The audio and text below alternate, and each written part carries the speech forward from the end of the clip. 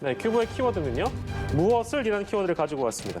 환자에게 동의를 구하거나 미리 설명하지 않고 폐 부위를 추가로 절제한 의사와 병원이 거액의 손해배상금을 물게 됐습니다. 재판부는 어떻게 판단을 했는지 그 배경도 함께 들어보도록 하겠습니다. 자, A씨라는 분이 있습니다. A씨가 지난 2018년에 자신의 수술을 진행한 의사와 소속된 병원에게 20억여 원의 손해를 배상하라 이렇게 소송을 냈는데 그 내막을 들여다보면 동의 없이, 그러니까 환자의 동의 없이 폐를 절제했다는 그 부분 때문에 그렇습니다.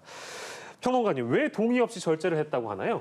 일단 이 일이 벌어진 건 2016년의 일인데요. 예. 그 A 씨가 흉부 CT 검사를 받습니다. 그랬더니 오른쪽 폐에 이상이 있다라는 확인이 있어서 근데 이제 여기서 그냥 다 확인되는 게 아니라 더 정밀한 검사가 필요하다 이런 결론이 나온 것이죠. 그래서 일부 그 폐 일부를 절제를 해가지고 조직 검사를 하기로 그렇게 결정을 하고 진행을 했는데 예. 그렇게 진행을 하고 나서 보니까 뭐 악성 종양은 없는데 염증이 발견이 됐고 이제 예. 의사의 그 당시 판단은 봉합이 안 될 가능성도 있고 해서 이왕 이렇게 된 것을 이제 절제를 추가로 진행을 해서 예. 조치를 취해야 한다라고 판단을 해서 진행을 했던 그런 부분인데 이 부분에 대해서는 예. 이 환자분의 동의는 사전에 있지는 않았던 그런 예. 상태였던 거죠. 그렇군요. 이제 이런 경우에는 의사의 입장 그리고 이 수술을 받은 환자의 입장이 당연히 다를 수밖에 없겠죠. 그리고 보통 이제 우리가 수술 들어가기 전에 수술 동의서나 이런 것들을 서명을 하기도 하고요. 여러 가지 이제 그런 절차들이 있는데 이런 대목에서 소통이 원활하지 않거나 그런 경우가 적지 않아서 왕왕 이런 사고로 이어지기도 합니다. 자, 어쨌든 1심과 2심 판단을 보면 지금 대법의 판결은 의사와 소속 병원이 11억여 원의 손해배상금을 내라고 판결한 것이고요. 1심은 A씨가 조직검사에 동의한 것은 정확한 원인균을 파악하기 위한 것이지 절제술은 아니었다 이런 판단했는데 2심도 같은 판단이었죠, 변호사님? 네, 그러니까 그 지금 1심과 2심 대법원이 공이 일단은 그 병원과 그다음에 수술을 집도한 의사의 불법 행위에 의한 손해배상 책임이 인정된다라고 네. 한 거고요. 그 맥락을 조금 설명드리자면 예, 예. 방금 앵커께서도 말씀하셨지만 수술 받을 때 우리 동의서 다 쓰잖아요. 네네. 그게 대단히 중요한 거예요. 뭐냐면 우리 대법원의 확립된 판례는 이런 수술과 같이 침습을 요하는 그런 어떤 조치를 할 때는 예. 반드시 환자에게 동의를 받도록 되어 있고요. 예. 그다음에 그런 동의 과정에서는 동의를 하려면 뭔가 설명해 줘야 될 거 아니에요. 그렇겠죠. 그래서 이러이러한 어떤 이제 수술이 필요하고 이런 경우에는 이러이러한 부작용이 우려되는데 그래도 하시겠습니까? 예. 이렇게 이제 환자에게 상세하게 설명을 해줘서 예. 환자로 하여금 본인의 신체에 대한 어떤 그런 수술로 인한 위험, 그런 위험 가능성에 대한 여부를 충분히 인지하고도 예. 본인이 수술에 동의를 하면 예. 그 수술로 인해서 발생한 어떤 결과에 대해서 어느 정도 이제 병원이나 의사가 면책이 되는 건데 예. 예. 그래서 이렇게 동의를 받을 의무가 있고 그다음에 그 동의 과정에서 아주 중요한 게 설명 의무라는 것이 있습니다. 네. 예, 동의를 받는 과정에서 자세하게 설명해 줘야 된다는 것이거든요. 그런 걸 제대로 하지 않았을 때 바로 그 환자의 그 신체에 대한 자기 결정권을 침해하는 불법 행위가 된다라는 것이 우리 대법원의 확립된 판례예요. 네. 그럼 그 판례의 입장에서 놓고 보면 지금 위절제술을 받는 거에 지금 화면에 우상협 절제술을 받는 거에 대한 설명은 당연히 없었고요. 예. 그거에 대한 설명이 없었으니까 동의도 없었죠. 예. 그렇기 때문에 환자의 자기 결정권을 침해해서 이것은 불법 행위가 성립된다라는 것이 예. 1심, 2심 대법원의 일관된 그런 이제 판단이었는데 예. 다만 이제 거기서 결론이 약간 달라지는 것은 손해배상액에 대한 부분이었던 것 같습니다. 예.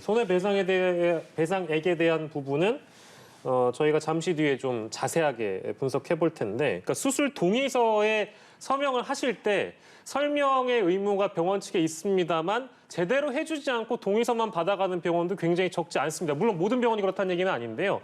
잘 설명을 들어야 될 환자의 권리가 있는 것이고 충분히 설명해야 될 병원의 의무가 있는데 그런 것들이 제대로 이루어지지 않은 채 그대로 수술로 가버리면 참 돌이킬 수 없는 결과들을 많이 만나게 된다. 그런 어떤 교훈을 오늘 사건을 통해 만나볼 수 있는데요. 이게 좀 주변부적인 얘기가 될 수도 있겠습니다만 이 피해자가 네. 변호사라는 기사 내용을 보면 그렇습니다. 근데 일반인의 경우에는 법을 잘 모르기 때문에 이렇게까지 긴 소송의 절차를 거치지도 않겠습니다만 일반 분들은 그런 생각하실 것 같아요.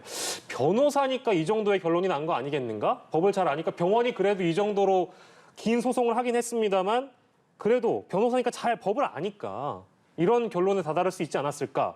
일반 분들에게 좀 조언을 해주세요, 변호사님. 네, 그런데 이건 변호사가 아니더라도 변호사 선임을 해서 소송을 할 수 있지 않겠습니까? 예, 예. 그리고 실제로 이렇게 의사의 설명 의무 불이행으로 인한 손해배상 소송은 예. 아주 흔한 소송이에요. 의료 소송 중에서. 네네. 그렇기 때문에 실제로 이게 뭐 특별한 소송은 아닌 것이고요.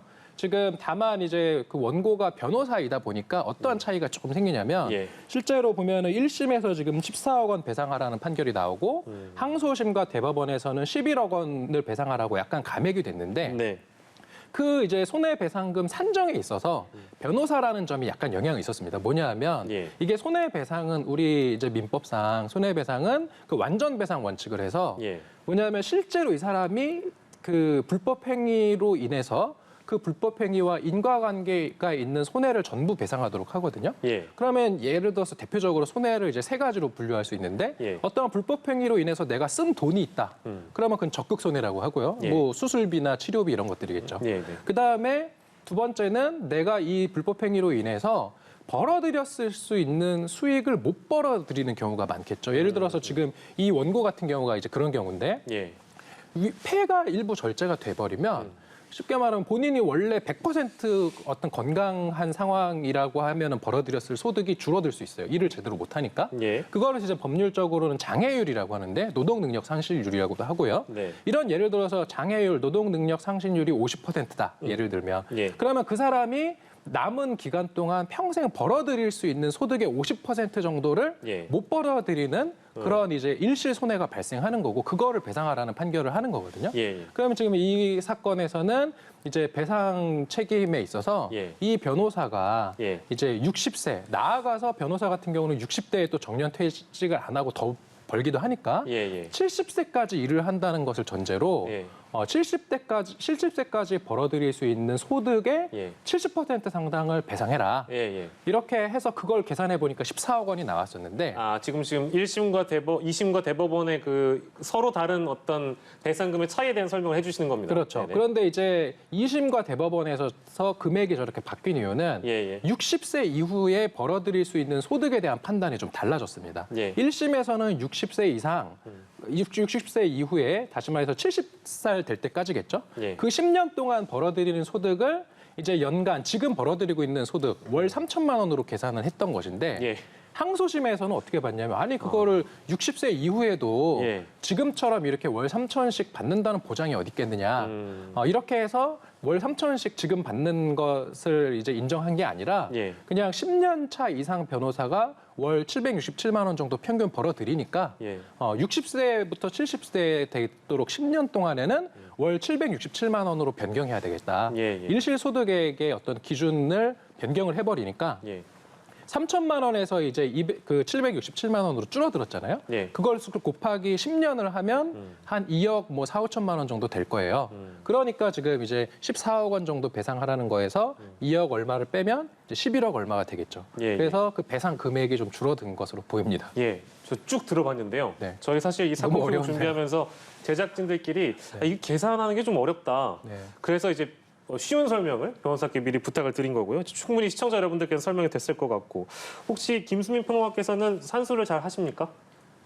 뭐 산수의 어떤 공식이라든지 그리고 거기에 어려웠어요, 들어가는 저도. 값이라든지 이런 게 명확하게 돼 있으면 할 수 있겠죠. 예. 그 기준을 잡는다거나 네네. 이런 것들이 좀 어려운 작업이 아니었을까 그렇게 보여집니다. 알겠습니다. 제가 이건 그냥 저희가 웃자고 해본 얘기고 그 의료사고나 이제 병원과의 어떤 소송들이 참 적지 않게 발생하는 것 같아요. 근데 뭐 수술실에서 벌어지는 일은 사실 수술실 CCTV에 대한 이슈가 있는 것이고 이제 관련 사항은 또 보면 결국에는 피해자가 있고 이제 피해자 입장에서는 병원이나 의사 가해자인 것이고요. 이런 의료 소송들과 관련해서는 어떤 말씀을 좀 주고 싶으세요? 네, 이번 경우는 그래도 조금 저는 쉬운 경우라고 봅니다. 왜냐하면은 환자의 동의를 득한 그런 범위에 있지 않은 행위를 의사가 한 것이거든요. 그러니까 의사 입장에서는 이왕에 하는 김에 이렇게 처리해줘야 될 것 같아서 했다라고 하지만 예. 그런 상황을 가정한 어떤 조건부 동의도 있었던 것도 아니고 네. 그것은 불가피하게 동의를 새로 받았어야 할 별도의 일이었다라고 하는 판결이 이번에 나온 것입니다. 예. 그리고 사실 이런 문제는 과거에 음악인 고 신해철 씨 사건 때서도 네네네. 그때도 이제 동의 없는 부분에 수술이 추가로 진행되었다라고 하는 것 때문에 이미 문제가 되었었기 때문에 예. 그런 사건에 많이 알려진 그런 사건의 전례가 있어서 이 비슷한 경우에 변호사가 아닌 분들이라 할지라도 예. 이런 대처는 어느 정도 할 수 있는 여건이 되지 않았나 싶고 또 특히나 이번 경우를 통해서 의료계나 환자 양쪽에서 다 이런 경우를 방지하거나 혹은 이런 경우를 겪었을 때 법적으로 대처할 수 있는 그런 방법을 익히게 되었다 이런 의미는 좀 평가를 하고 싶습니다. 알겠습니다.